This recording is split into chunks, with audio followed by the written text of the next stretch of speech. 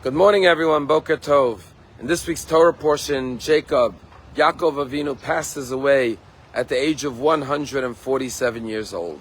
And when we look back at Jacob's life and want to understand what his life was like, all we have to do is look at the conversation he has with Pharaoh when he is brought to Egypt by his son Joseph. And in that one conversation, we get a summary of the life of Jacob. When Jacob is brought before Pharaoh to be introduced by his son, Pharaoh asks him one question: how old are you? And Jacob's response was, the days of my life have been 130 years up until that point, because he lived the last 17 years in Egypt.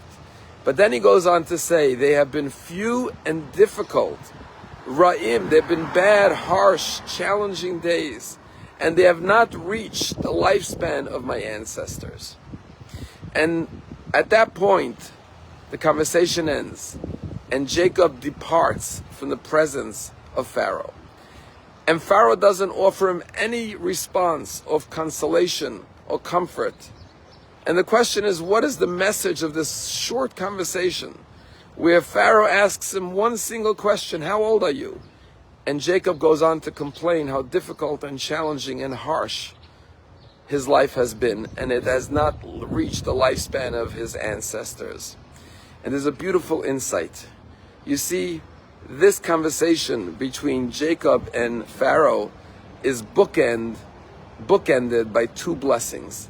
First, the verse says that Jacob enters into the presence of Pharaoh and he blesses the king, he blesses Pharaoh.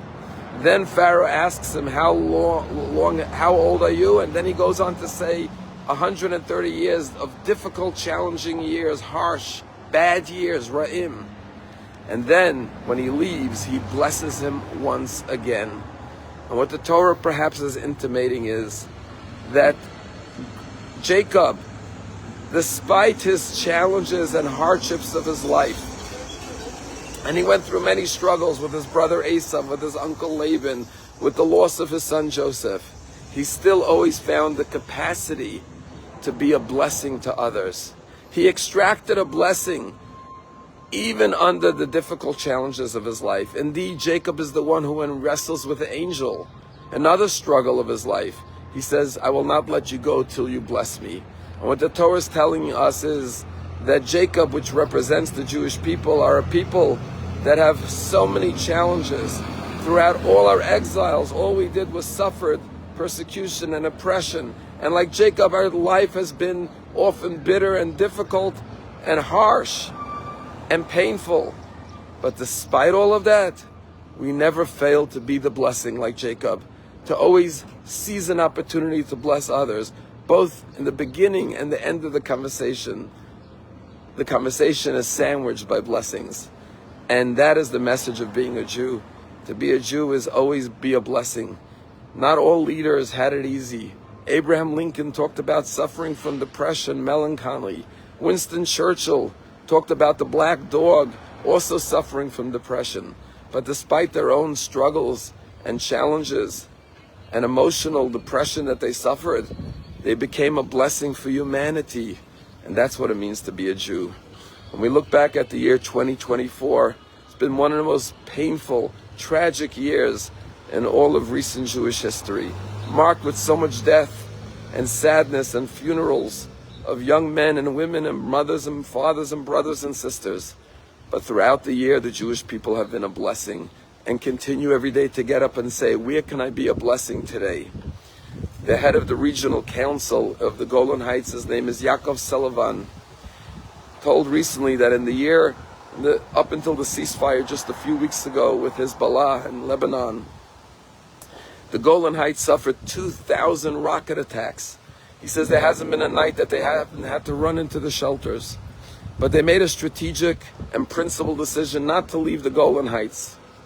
And he said, but there's been no tourism for the entire year. As soon as the ceasefire broke out, he said it was so heartwarming to see Israelis, hundreds of Israelis, thousands coming from all over Israel to visit the Golan Heights. Suddenly there were lines at the restaurants, at the vineyards, at the hotels, at the Airbnbs. And he said he would walk up to people and say, what brings you to the Golan Heights? And they said, we love the Golan Heights. We couldn't wait to get back. And furthermore, we came to support your economy. He said one family said to him, we literally, deliberately came without anything, not even a bottle of water, because we want to buy everything here and support the Golan Heights.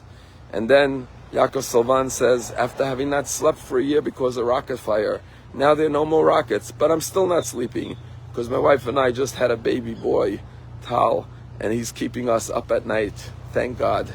And he said when my wife went into labor, we were in the middle of the country. And so we called Tel HaShomer, and they said, we're full, go to Bellinson. We called Bellinson, they said, we're full, go to Hadassah and Kerem. When we came to Hadassah and Kerem, we saw the line of women waiting to give birth in the emergency room coming in. And I said to my wife, what a nation we are. In the midst of everything, in the midst of all the war, all the tragedy, we choose life and bring children into this world, because that's what it means to be a Jacob. That's what it means to be a Jew, to always seek to be a blessing and give a blessing. Have a wonderful day.